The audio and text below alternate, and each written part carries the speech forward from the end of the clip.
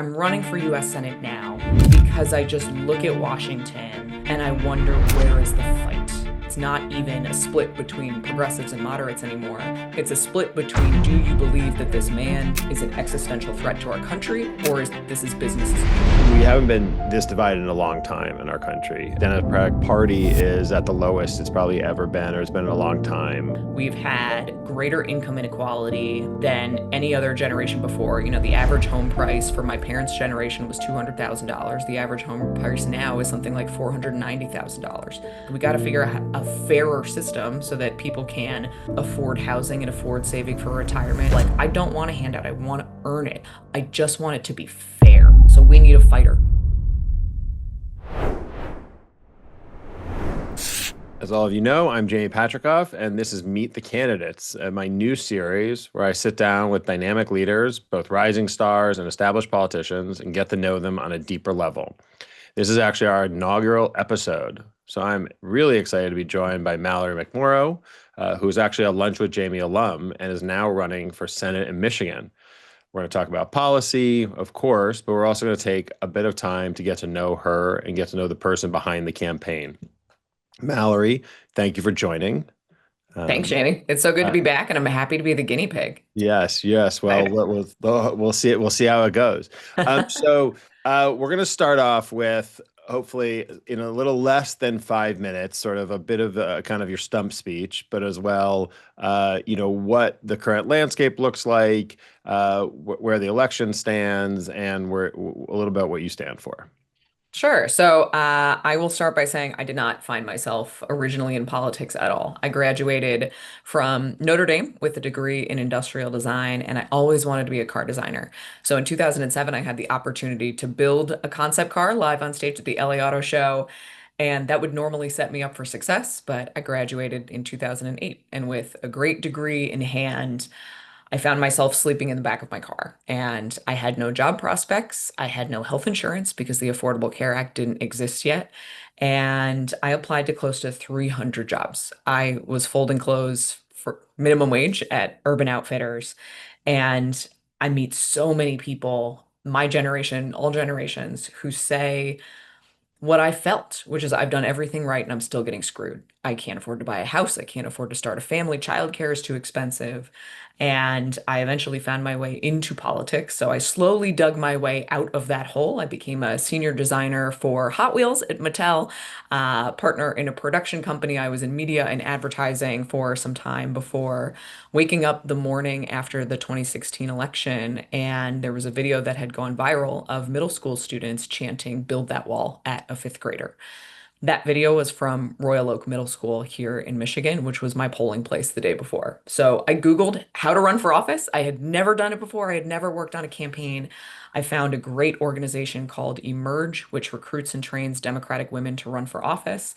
And a month after my wedding, I filed to challenge my Republican incumbent state senator in 2018 in my first campaign. He had won by 16 points. Local Democratic Party leaders told me there is no way you can possibly take him on and win. And I gotta tell you, it was so freeing to not have any expectation on me. We got to run the campaign we wanted to run. We built up the team we wanted to build up. We had more than 500 volunteers over the course of a year and a half, which included retired teachers and grandparents and aunts and uncles and high school kids who were so angry in the wake of the Parkland shooting and wanted somebody to do something about it. And we took on this impossible task. And when all the votes were counted on election night, I beat him by 4 points. So we swung a district 20 points in a single election cycle that brought me into the state Senate. And Jamie, when you and I first met, it was right in the wake of a speech that I had given from the floor of the Michigan Senate back in 2022, where a colleague had accused me baselessly of wanting to groom and sexualize kindergartners. And I gave this speech that I truly thought would be the last speech I would ever give. And I put the video of that speech online. And by the end of the night, tens of millions of people had seen it. I was on CNN and MSNBC, and Fox News called me liberal Karen with a headband. And all of a sudden, it was everywhere. And we decided to do something with the spotlight that I had been given. So I opened a PAC. I raised millions of dollars, not for myself, but for a dozen other state Senate candidates here in Michigan. And we helped flip control of the state Senate from Republicans to Democrats for the first time since 1984. And when we did that, because it's not just about winning, it's about what you do with it. So I am the first Democratic Senate Majority Whip here in Michigan in nearly 40 years. And we did so much good work. We repealed the seniors' retirement tax. We expanded the earned income tax credit to lift 100,000 families out of poverty. We passed free universal breakfast and lunch for all K-12 age kids. We passed universal pre-K for every 4-year-old in Michigan. We passed sensible gun violence prevention legislation, including my law that created Michigan's red flag law. We closed the domestic violence loophole. We passed safe storage, universal background checks. We passed the strongest clean energy legislation in the entire Midwest. We repealed our state's 1931 abortion ban. We vastly expanded access to reproductive health care and the entire spectrum of reproductive care. We banned child marriage, which many people may not know was legal here in Michigan until just last year, along with legislation to make it legal to live together before marriage. So we're bringing Michigan into 2025. And I'm running for US Senate now because I just look at Washington and I wonder, where is the fight? That this is an existential crisis. I was listening to an interview with Robert Reich the other day, who said in the Democratic Party, it's not even a split between progressives and moderates anymore. It's a split between, do you believe that this man is an existential threat to our country, or is this is business as usual? And I see too many people who treat this like it's business as usual. So we need a fighter. We need somebody who stands up, who doesn't accept that we are powerless, who knows how to build power, and then knows how to use it when we actually get it so that we can rebuild trust with voters. There are a lot of people who ask me, why didn't Democrats codify Roe when they had all the power on the federal level? And I tell them, I don't blame you. It is all right to be angry that they fundraised off of it for years and then didn't do a damn thing about it when they had all the power. So we have to change not only how we run and how we campaign, but how we govern. And that is exactly why I'm running. Now, I'll lay out the state of the race really quickly. First, the bad news on the other side of the aisle. Donald Trump just endorsed Mike Rogers, effectively clearing the field on the Republican side. There was a Congressman, Bill Huizenga, who had decided he was going to run until Donald Trump called him and said, stand down. And he said, okay. Mike Rogers just narrowly lost here to Alyssa Slotkin last cycle by less than 20,000 votes. So they are expecting that he won't have to spend any money. He already has universal name recognition. He won't have to earn the nomination, while on the Democratic side, we beat each other up, we spend money, and they can just skate into a United States Senate seat. We cannot afford to lose that. So we're running a very serious campaign this early. I am on a statewide brewery tour right now, which I'm very proud of. I am coming to you as the 2025 Beer Defender of the Year from the Michigan Brewers Guild. And this early, we just need to build relationships with people. So we are inviting people all across the state to come grab a beer, get to know me. There is no question that's off limits. We are not closing the venue. We are not pre-vetting any of the questions, which can be risky. But we need to take risks and we need to show up and we need to have tough conversations with people and have them get to know us and frankly have me get to know them so I can hear what's keeping them up at night and solving their problems. Uh, it's going amazingly well. And we have families coming up out. We have young people coming out. In our first weekend of the brewery tour, we did 4 stops in 4 counties in 24 hours. And I thought maybe a few dozen people would come out and I would sit around a few tables and talk to people. We had more than 750 people show up. So we have had to change how we do these, give more time for questions, but it's just growing and growing and growing. And I'm just thrilled with what we're building. And I feel like it can be a roadmap and a blueprint for Democrats across the country on how to show up Oh, differently and build relationships. I love that. I loved our last conversation. Now this is becoming very clear why it's so refreshing to speak to somebody like you who's got such a unique story, so different than anybody else you really hear in politics. Although so many politicians bring something different to the table, but yours obviously stands out. Can you talk a little bit? It's unusual. You're running in a primary. You have other Democratic friends who are running against you. Can you talk a little bit about that? Yeah, so we've got a four-way Democratic primary. It is myself, Congresswoman Haley Stevens, Abdul El Sayed, who was most recently the Wayne County Health Director who ran for governor in 2018, and Joe Tate, who was the Speaker of the State House. And what's that? Listen, I think it's important that we have strong primaries. I mean, we all saw that from the presidential election. It's something people want. It's potentially a way to start to build trust back with the Democratic Party, to think people aren't being just anointed. So I guess you're obviously friends with some of those people. And so how's that sort of process been going, and how do you kind of handle that? It's great. There were some people who were nervous about it, right? And reached out and said, why can't you guys just sort it out and just pick somebody? And you hit the nail on the head that if we learned anything from the last few years, it's that voters do not trust when it feels like the parties make the decision for them. Voters want to vote. They want to have the right to vote. They want to choose their candidate. And the way that I look at it, especially with just Trump just did, what a contrast. Trump is not trusting Michigan voters to pick their Republican nominee. He's already picked it for them 16 months before the election. What we're seeing now, especially the fact that we're doing events this early, that we've got staff this early, is that people are getting involved now and they're excited, they're energized. And I know all the candidates running, and I can speak for all of us when I say no matter what happens in the primary, we're all going to be there together the day after because that's what we do. And I think Democratic primaries are healthy and exciting and gives people a chance to really get to know everybody and make a decision that's best for them. I totally agree. I think that's great. Um, uh, Thank you for going a little bit back into history, but I want to take a couple steps further back. Where were you born and raised? I was born and raised in rural New Jersey, so I know that's a scandalous thing to say when you're running for office in a different state. I've lived all over the country. My husband is a native Michigander, but friends of mine started a road rally around the state of Michigan a few years ago when I was working in other parts of the country. It was 1,000 miles around the state, a different route every year, and they would invite 30 creative professionals to come on this trip. I absolutely fell in love with this state, and the people here are so passionate and like out for each other, and want to build something collectively together that was so infectious. So when it was time for us to put roots down, I moved us back home. My husband didn't want to come initially, didn't want to move back home. My mother-in-law was very happy with me, but it was the best decision I ever made. I was running a consultancy here. I was doing really well. And Michigan made me the best version of myself, and I wanted to give that back to the state. I love that, and I don't think people need to be tied to the state they grew up in or the state that they, even lived in for a while. I think it's, where you find yourself, where you think make an impact and a difference. So I'm glad you didn't let that hold you back. Uh, can you take me back to Mallory in high school for a minute? Did you Yeah. did you, did you play a sport? I tried. I tried at a lot of sports. I tried out for the lacrosse team and got cut twice. I was a figure skater for 15 years. So I competed regionally, made it into kind of some lower level competitions.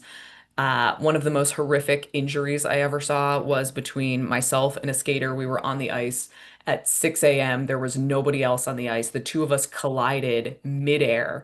Her toe pick scraped the back of my leg, and then she landed on the back of her blade when she fell. So it's a gruesome sport. Don't let the beautiful dresses and the music fool you. It's not for the weak-hearted. What's a skill that we'd be most surprised to know you have? So I'm a pretty good karaoke singer. I was in a band growing up. I was in a screamo band. We had a pretty gnarly underground punk and ska scene in rural New Jersey where there were shows every Friday at a restaurant called the King Buffet. It was a Chinese buffet restaurant. They cleared the tables out every Friday and would make a little stage. And I was in bands there. So I played the drums for a little while, played clarinet, bass clarinet. But with this voice, I'm a pretty solid karaoke ringer. That one of my questions was going to be randomly, what's your karaoke song? So now I have to ask that question. Oh, my go-to is Backstreet Boys, I Want It That Way. Crowd favorite. I love that. T Tell me a little about your morning routine. My morning routine, I have tried really hard to not have my phone next to my bed. That has been something that has been life-changing over the last few years. It is a skill. You have to work at it. So it's not the first thing I look at when I wake up in the morning. I really try to give myself a good hour to wake up, um, read the newspaper. It's usually sitting out on my table from the weekend, and I read a little bit at a time throughout the week. Make myself a cold brew. We make cold brew at home year round. I don't care if it's negative 20 degrees. And then my daughter is 4, so I wake her up. She either has yogurt with fruit or pancakes, depending on the day. And she likes me to make a smiley face on the plate with chocolate syrup for her to dip in. She's very particular about that. And she is watching either Bluey or Octonauts. So we watch that for about 5 or 10 minutes and she gets dressed. And then either my husband and I drop her off at school and then we start our day.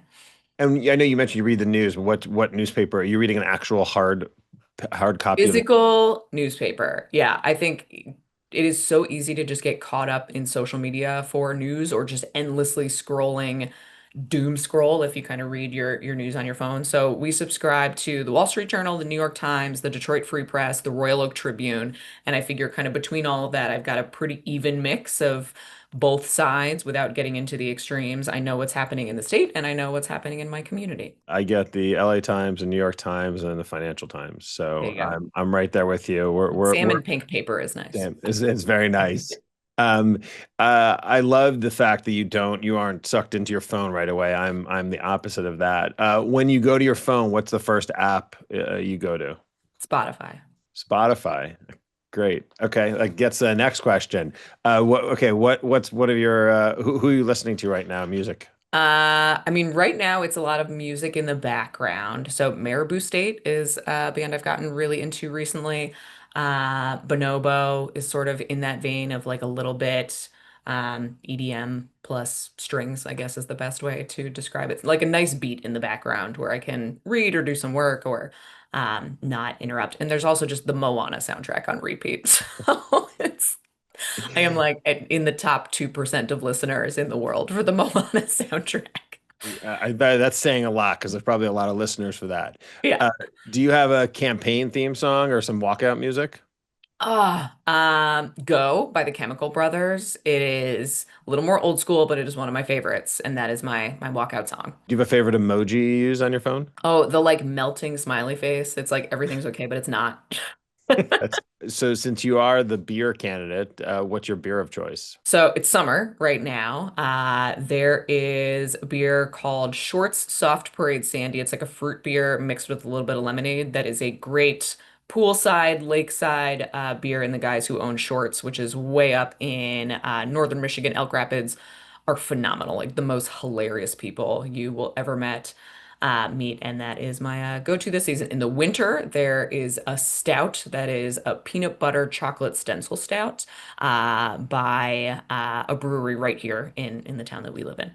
You and I would not be good beer drinking buddies. I drink like the most boring beer you could possibly get. Give me like a Modelo or something else. I want no hops. I want no IPAs. I want See, I nothing. can't do the IPAs. I don't want to get punched in the face by hops, but I do like Okay. flavor. Like Okay. really thoughtful flavor is good. Since this is part of the Lunch with Jamie universe, food's obviously very important to me. What would be your last meal if it could be from one place or from various places? Oh, my last meal would be Jenny's blackout chocolate ice cream. Just Amazing. ice cream. Amazing. That's it. I'm going out happy. I love that. Okay, you were doing give me three dream dinner party guests, alive or dead. Ooh, this is a fun question. Lucille Ball, fellow redheads, we got to stick together. Um, John F. Kennedy. I don't know if he'd be a good dinner guest, but I would want to talk to him. And Aretha Franklin. I got to ask her like which will is the real will? Where is it? Which house is it in? I have so many questions. Who do you consider your political role models and why? I came up, and this is going to sound trite, but I was in college when Barack Obama got elected, and what I admire so much, and I think that this is just missing from so much of our politics right now, is when he spoke, you felt better about yourself and what you were capable of. And it wasn't about his accomplishments or his background. It was just inspiring and it made us all want to do more. Right now, as I'm looking at who's stepping up and doing some interesting things. I have a lot of admiration for Chris Murphy. As somebody who gun violence prevention is an important issue of mine. I lost the older brother of one of my best friends to the Virginia Tech shooting. And I meet so many people who have been directly impacted by gun violence and seeing so much of his good work on that issue, but then a willingness to pivot his approach now that we're in a second Trump presidency. So you've seen sort of an evolution. And going back to my earlier point about Robert Reich's comment about is this an existential threat moment or not?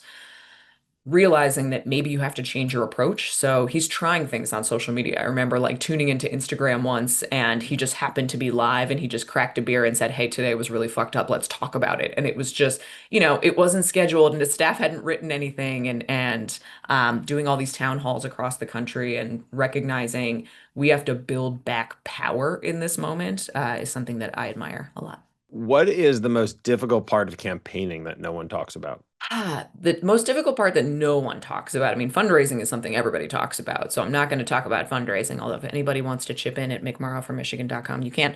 Uh, the hardest part, I think, is just it's time. I love it. I love meeting people. I love traveling the state. But you need your family and all of your friends to be fully bought in.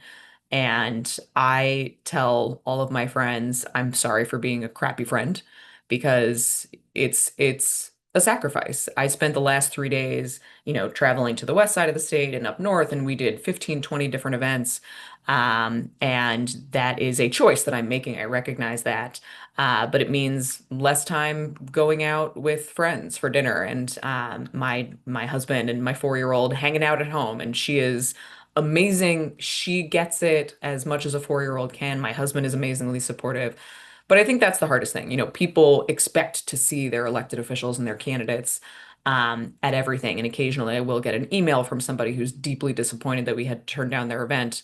I have one day off a week, and I've learned I have to really protect that time off so that I can be at my best the other 6 days. Although my instinct is to say yes to everything and be there for everybody. But I won't be very good if I'm burned out and I'm not spending time with my family.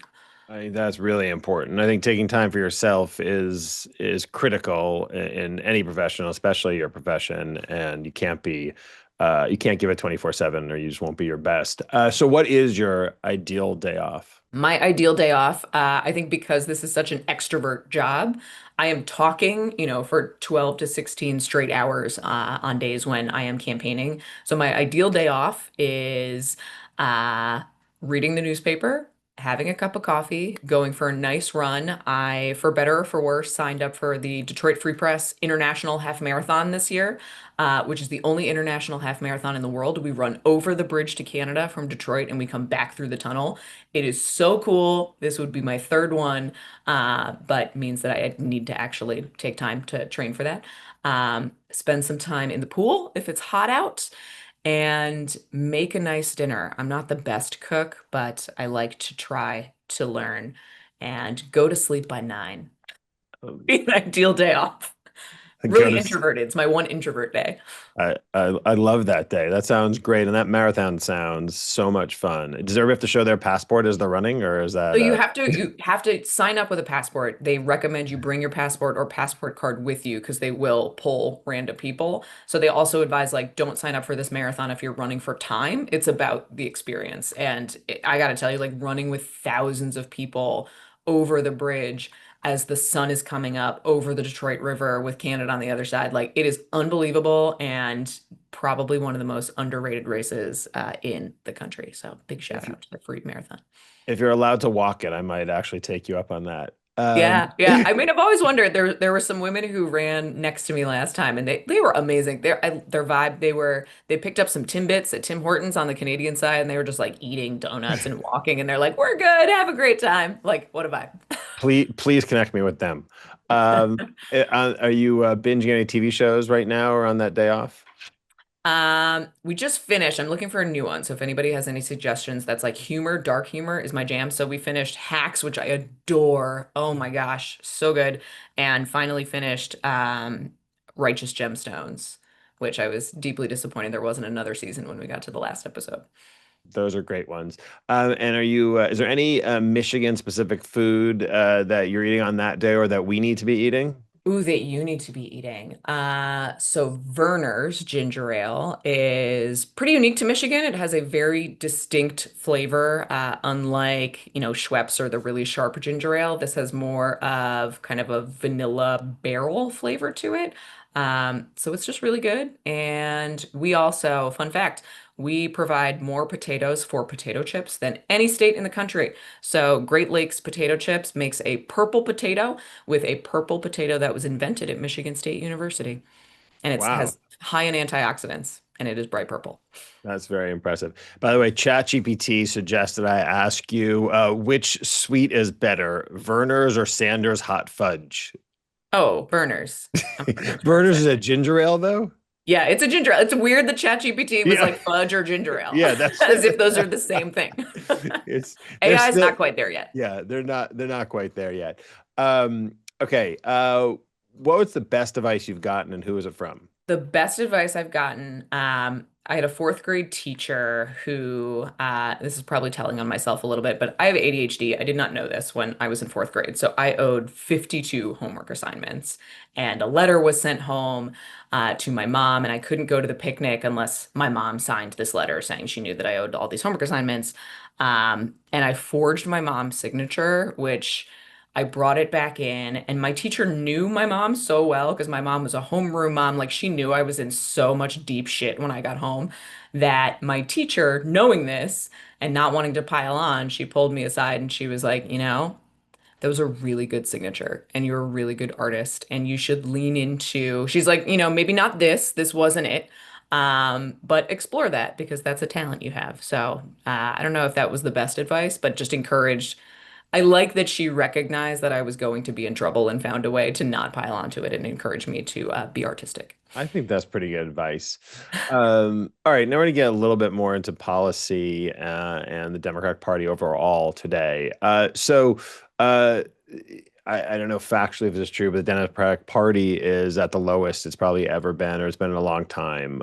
What are they doing wrong today? Why aren't they reaching people, and why have they lost so much trust? I think a lot of it boils down to listening and being out in community. And for better or for worse, Donald Trump has taken over the GOP and runs the presidency and the entire party like it's a reality TV show because that's what he knows, right? There's a reason that half of the cabinet comes from Fox News, and it's programmed effectively, if you think about it that way, from sun up to sundown with every press conference. And I get so angry how good a lot of the White House Instagram posts are. Like, the content is obviously terrible, but the production is good and it tells a good story. And I'm like, I look at it, I'm like, oh God, makes me want to tear my hair out.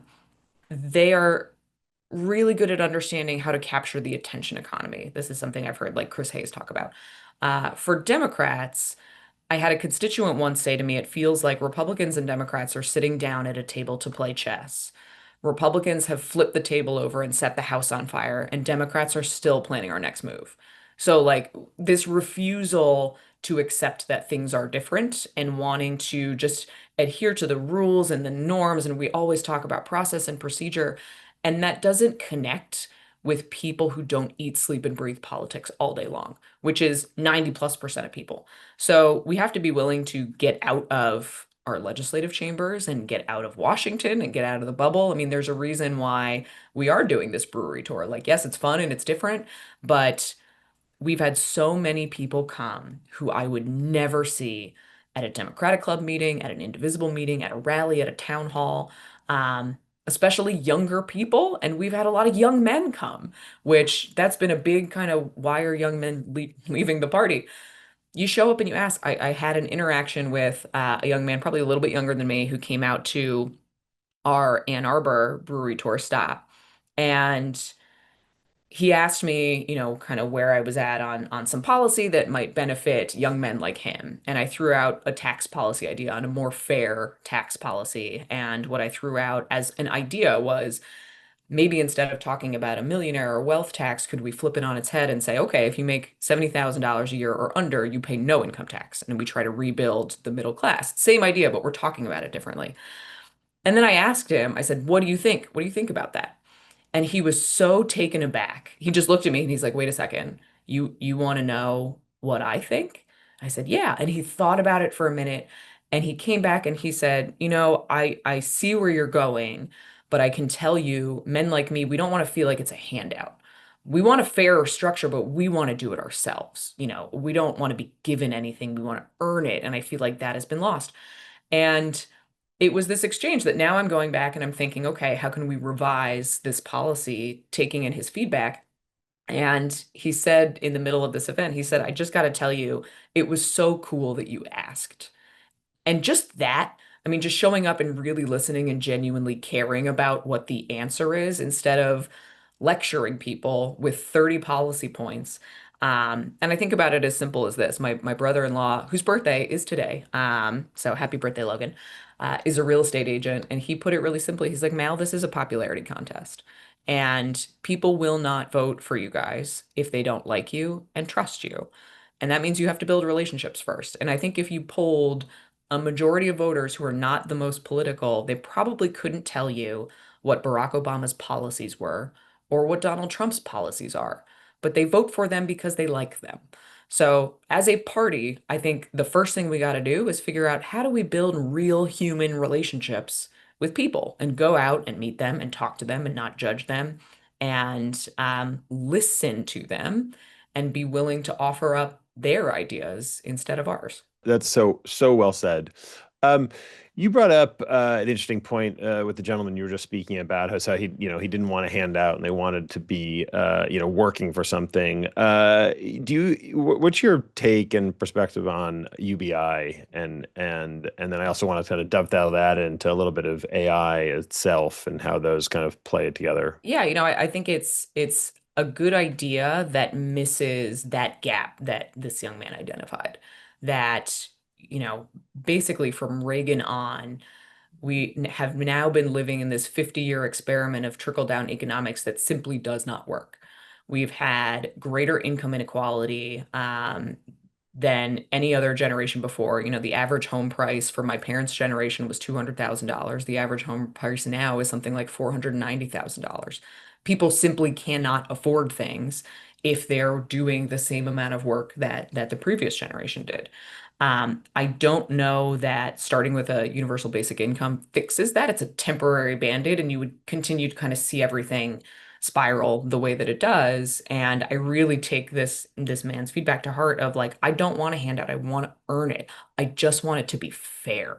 So that if you do everything right, and there's a reason that I led in my opening remarks about saying, like, I graduated from college, I graduated from a great university, and I was sleeping in the back of my car because there are so many people who, Donald Trump was the symptom, not the cause, and that things have been broken for people for a really long time under both parties.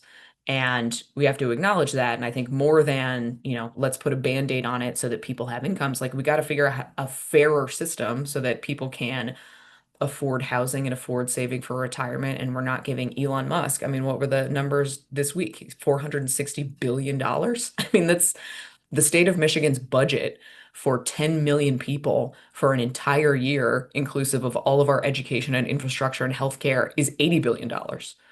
It's insane. So I think we have to fix the system so that people feel like they're getting a fair shot and that they can earn the American dream like our parents could.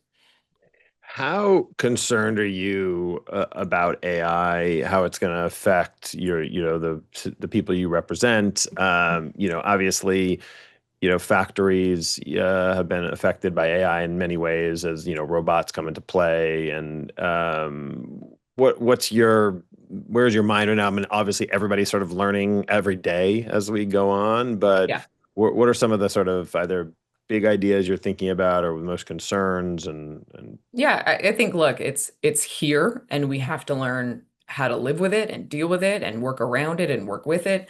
If we've learned anything, it's, technology is going to move forward no matter what happens. And I think regulatory policy has always been behind technological advancements. Um, Maybe because the average age of many legislators is significantly older than people who are working on these technologies. But I would say that my concern with AI is more so in white collar spaces where people may not be anticipating the disruption. That if you were told that you have to go to college, you have to become a software engineer, and that's your key to success, what we are seeing right now is some of the industry areas with the highest amount of layoffs are software engineers because AI can do that work now. So something that we've done in Michigan that I love, that I would want to bring up to the federal level, is we have vastly expanded through our Department of Labor and Economic Opportunity certified apprenticeship programs. So they're modeled after apprenticeships in the trades, but for many different things. So we now have certified apprenticeships in Michigan in beer making and winemaking and tourism and hospitality and agri-tech and beekeeping. So I think of what can we do to make sure people have the tools to be nimble in their careers so that if there's a massive disruption in AI, you don't have to go back to school for 2 years or 4 years to start over because who can afford that and who has time for that?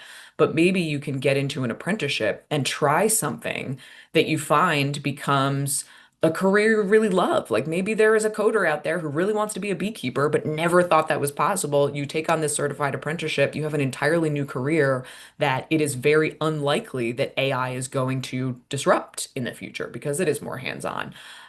So that's how I think about it is how do we grow this certified apprenticeship program so that people have the ability to change their career maybe even multiple times throughout their lives so that they're not stuck if there are technological changes that disrupt the workforce. I think that that's well said, and it's here. People are going to need to figure out how to use it and how to harness it, and to make them more productive and more successful. And obviously, there are a lot of jobs it's going to wipe out in its path. But hopefully, like so many other technological inventions, it will lead to positive aspects of productivity. Um, I guess speaking about that, what's your sell to the people of Michigan on sort of the state of the economy and how you're going to grow it, and what areas of why how it's not working for people, and how if you win, how it can work better potentially. Yeah, so Michigan in the 1980s, five of the top 10 metro regions in the entire country for median household income were here in Michigan. So, on the whole, we were the most prosperous state in the country for our residents.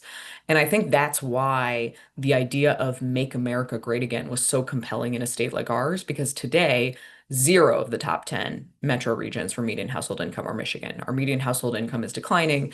The average income for a single Michigander now is $39,000, which you can't afford anything on that salary. We have been so singularly tied to the auto industry. And when it's booming, we do well. When it crashes, we crash. And when I came into the legislature, we were still reeling with the impacts of the 2007, 2009 recession and trying to build back.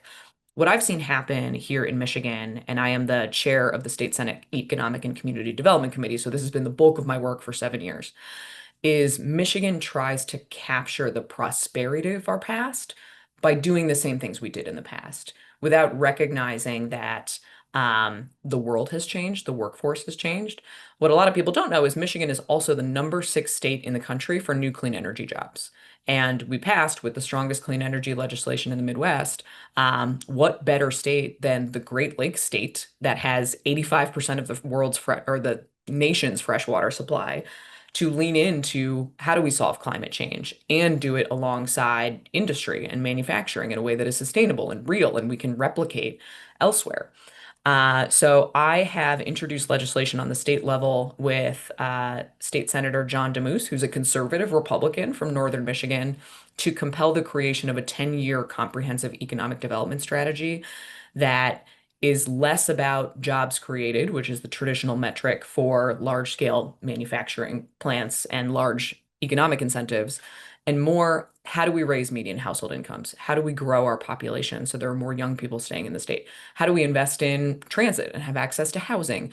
Um, and decentralize so that we're investing more in small businesses, entrepreneurs, startups. We have so many great startups coming out of MSU, University of Michigan, Michigan Tech, Northern, I mean, great universities. But a lot of these startups can't grow in Michigan because the talent isn't here. So how can we bring more venture capital into the state? How can we invest in things like regional transit where it makes sense, knowing that young people may not want to own a car and pay for insurance? So that's my pitch is I also see that we are really at the whims of what comes down at us from the federal level. So the CHIPS Act was fantastic, but it meant we were competing for another large scale manufacturing plant. And what just happened here in Michigan was SanDisk was ready to invest billions of dollars in the state for a new manufacturing facility, but with the change in the administration and the tariffs, they pulled out. So now we're left holding the bag. We've invested $250 million dollars in this site just outside of Flint. And that to me says, okay, we got a plan so that we diversify our economy and invest more in what is going to be the next Ford and the next GM. And how can we build it right here? Partisanship is obviously something on the top of everybody's mind. We've never been more divided. Oh, sorry. We haven't been this divided in a long time in our country. I think people forget this country has had a lot of ups and downs in its short life of 250 years. Um, but it's on everybody's mind. And I'm sure in Michigan, you're in some ways on the front line of it. So, what are some things you think that can be done to sort of battle that, both in personal lives and also how you're dealing with it in the political arena? Yeah, I mean, look, I do think a lot of it comes from the incentive and reward structure in our campaigns. We have to overturn Citizens United. We have to get dark money out of politics. You should not be able to trade stocks if you are a member of Congress and get wealthy off of your position in public office. Uh, and there was a really interesting interview that I listened to a few years ago on the Hidden Brain podcast with Eitan Hirsch, who is a political scientist who I actually interviewed for my book.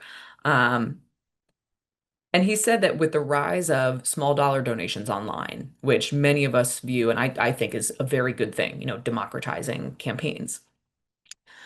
But the incentive structure is to have that viral moment and to throw a punch and to be in a fight constantly because that conflict is what gets people to donate 5 or 10 or $20 to you and you grow these kind of careers. And I will say, as a Democrat, I don't think we need a Nancy Mace of the left. I don't want to be arguing all the time and trying to pick fights and make culture wars. So the incentive structure has to change. And I think that comes from vastly changing our campaign finance structure. Beyond that, my approach is I will sit down with everybody on both sides of the aisle. And if you want to work together, genuinely, let's work together.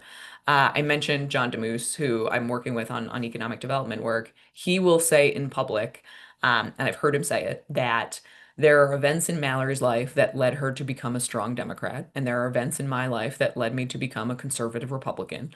And there are some issues where we're never going to agree. And we debate, we do it respectfully, but on the issues where we do agree, let's work together because that's our job. He and I spoke at the Northern Michigan Policy Conference on a panel about economic development. And we had so many people come up to us afterwards to say not only how refreshing it was to see us working together, but that you could tell we are genuinely friends. And modeling more of that is something that's important, but I also don't believe in continuing to offer olive branches to people who don't want to work with you.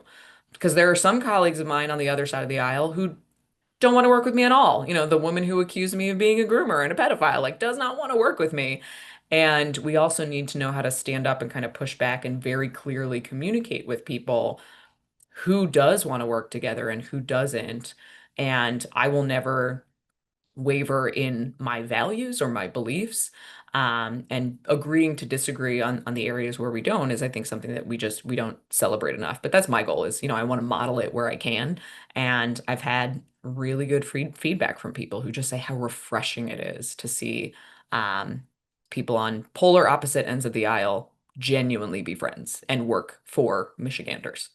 I think that's great. Yeah, I right up before last election, I sort of couldn't talk to someone who voted for Trump, and I just couldn't have a conversation. I sort of just wrote them off, and I realized that was not the right approach, and it was my responsibility to be able to reach out to people and try to understand what I was missing and find the kind of common ground. That being said, it's interesting because my original goal with Lunch with Jamie and the Jamie's List community was to get outside the echo chamber, create a safe space where people could talk with different points of views and Republicans and Democrats and whatnot. And now we're living in a place where the Democratic tent has gotten so confusing. And Yeah. even trying to have a conversation amongst Democrats has gotten very challenging. I mean, look what's happening in New York City with the mayoral race and across the board. Um, what are you kind of seeing amongst your fellow Democrats, and how are you handling that challenge? So I have always been very practical and pragmatic. I mean, I got into office defeating a Republican in a Republican district, and then I was redistricted in our last redistricting into the most Democratic district in the state. I now represent about a quarter of the city of Detroit and some of the inner ring suburbs. My job has always been to be responsive to the needs of my constituents and on really fundamental values and rights issues like reproductive rights and gun violence prevention, I have been very aggressive. But I don't think anybody would say economic development is the most progressive, like lefty issue of how do we grow small businesses and entrepreneurship and all of that. So across the board, I want to make sure that I am addressing everybody's needs because ultimately that's my job, is not just to kind of pick my lane and stay there, but to ask questions and be curious and hear what keeps you up at night and what do you need. And as a party, we have to get to a place where we recognize the difference between malice and um, accidents. We got to stop canceling people for using the wrong language. Like, there's a difference between people who genuinely want to proactively hate somebody and keep them out, and somebody who has maybe never met somebody who's not like them and might use the wrong terminology and might not be there on 100% of our things. That's I think, unique responsibility of the Democratic Party is we are a big tent party and we have a lot of ideas and we have to be able to kind of stitch this coalition together. And that's why I think anchoring how we move forward has to be in how do we restore the American dream? How do people get back to a place where if they work hard, they can have a house and support their family and have their basic needs met? And acknowledge that the status quo wasn't working, even within our own party. And I think that is a way that we can get a lot of people together because when you get into some of the social issues and the people who are under attack, my fundamental belief is we protect everybody when we help 90, 100% of people meet their basic needs. Because what Donald Trump did was he tapped into people's very rightful anger about the fact they can't afford a house and they can't support their family and they're not doing as well as they wanted. And instead of solving that problem, he weaponized it against somebody else. Like, you're not doing well and it's immigrants' fault. You're not doing well and it's a trans kid's fault. And the way we protect everybody is solving those issues at a moment when Donald Trump and the Republicans are not. If we lived in a country where you could legally, with a stroke of a pen, institute a policy, and Mallory McMorrow was president tomorrow, what is that first thing you're doing? Universal paid leave. I would be the only Democratic mom of a young child in the US Senate. Katie Britt is the only mom of a school-age child in the Senate right now. And it is appalling that we are the only industrialized nation in the entire world with zero guaranteed paid leave. So when you hear people haranguing about the birth rate and why aren't people starting families, it's too damn expensive. And we have to get to a place where we are supporting moms and women and families so that you don't have to choose between kids and your career. And we fight back against this shift on the other side of people thinking, trad wives and going back to kind of the traditional 1950s setup is more appealing because right now the system is not working. Right. I think that's great. It's something, as the father of two daughters, I would think that I would have crossed my mind on when I think about those policies, but I hadn't. And there was somebody else who I had once before who said, universal childcare being Yeah. another of their first things. It's wild. We're going to do a couple of questions from our members. From Will Knox, how best would you say to combat the constant lies and illegal actions that's happening? And then secondly, he wants to know how to get Zingermans to California. Amazing. I don't know if they're on Gold Belly. I don't know. I could ask them. Zingerman's is delicious. For those who don't know, it's a deli in Ann Arbor. Best sandwiches and bread you'll ever have. I do think they sell some of their things online, but I will work on that. On the first question, how do we combat a lot of the lies? I think that our instinct is to just pummel people with information and research. Like, did you see this? Did you see this story? Did you see this link?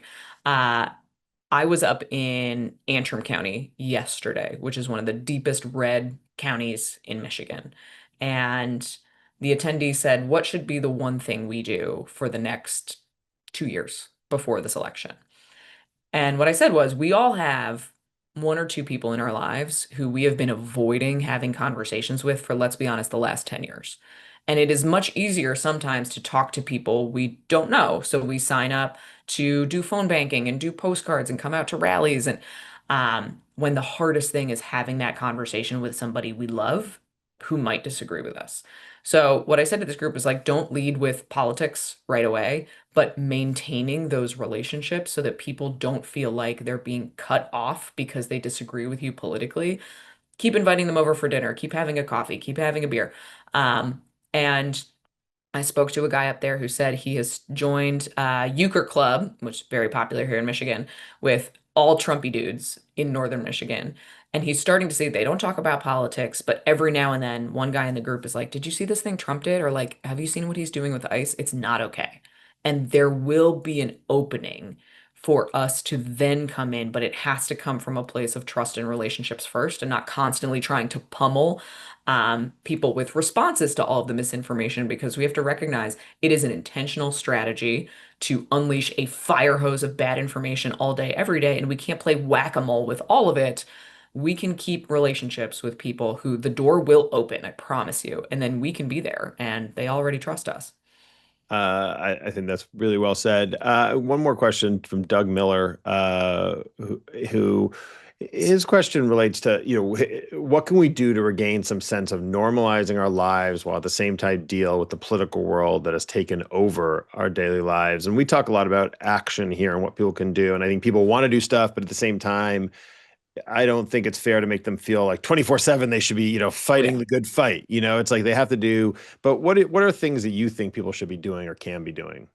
So you got to pace yourself. And I will be the first to say, I hate with the fire of a thousand suns when I hear politicians say, this is the most important election of our lifetimes, because it just implies that if you vote hard enough, or if we just do this one campaign, this one last time, then everything's going to be fixed and we will go back to normal.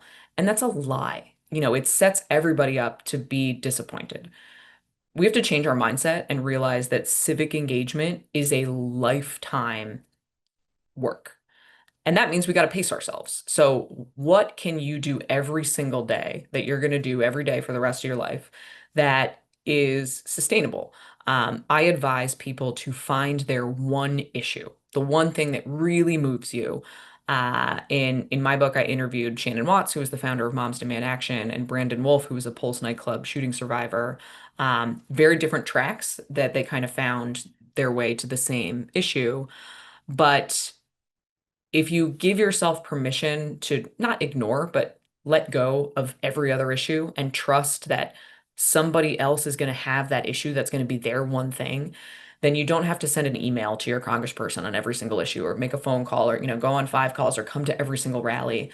And the way I think about it is just like you would learn any skill. Like if I want to become a chef and play a musical instrument and run a marathon and learn to sing opera. If I try all of that, I'm going to suck at all of them.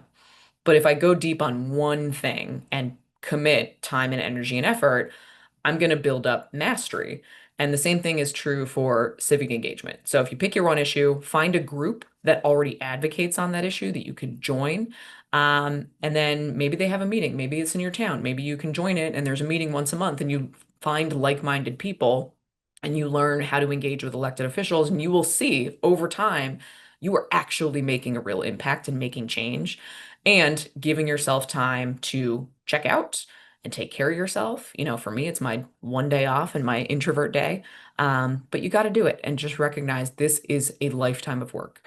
And we can't just wash our hands at the end of the election and say, I'm done, I did everything, because then it's going to fall apart. It's a push and pull. Cory Booker has a great quote: "Never let your inability to do everything undermine your determined to do something." That's exactly Determination to do right. something. And yeah, I think that's, nobody can do everything. Okay, we're gonna do a rapid fire one word answer to a couple of questions, and then you're gonna take us home. Ready for it? I'm ready. All right. Coffee or tea? Coffee. City or countryside? Ooh. Depends on the day. Extrovert day, city. Introvert day, countryside. All right, I'm gonna let you give you an out there. Uh, Text or call? Text. Early bird or night owl? Early bird. After I turned 30, weirdly, it switched over. Sweet or savory? Sweet. iPhone or Android? Now iPhone because my husband told me he would throw my phone out of the car and run it over. So for the safety, for the sanity of my marriage. Uh, Door knocking or phone banking? Door knocking. I've been invited into so many dinners. Podcast or music? Music. Beach or city? Beach. Plain aisle or window seat? Window. All right. You've got you pass with flying colors, A plus. All All right. right. Okay, last question. Um, and I really appreciate you joining us and being here and running and putting yourself out there and your family. It is one of the most thankless jobs there is, even more now than ever. And it's so hard. And I really thank you for what you're doing and all the hard work you put into it. Um, so, in one sentence, can you sum up what the Democratic Party stands for? Making life better. I love that. I agree. That's why I'm a proud Democrat. Mallory, thank you. Please let everybody know how they can help you as we finish up here, and I look forward to seeing you in person someday, not just over the computer. Absolutely, not in little screens. All right, you can find out more at mcmorrowformichigan.com. You can donate, sign up to volunteer, spread the word on social media. This is going to be one of the most important races in the country, and we'd love to have your help. Thank you, and look forward to seeing everybody again on another Meet the Candidates. Bye.